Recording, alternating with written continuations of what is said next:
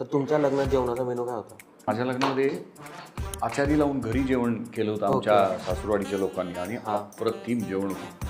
आता काय होतं काय आठवत नाही मला, पण मराठी नाही मला खूपच गोष्टी म्हणजे जे अनावश्यक ते कुठे लक्षात फारच अनावश्यक आहे. मला काय लक्षात आहे, ओके तर लोक तृप्त झाली होती. ओके.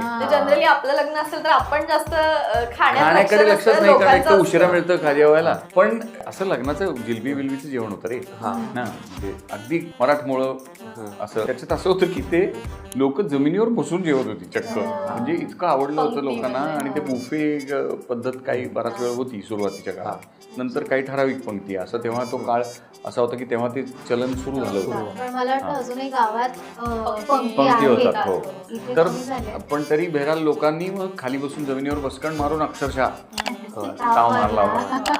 आणि तर ते मला आठवतं.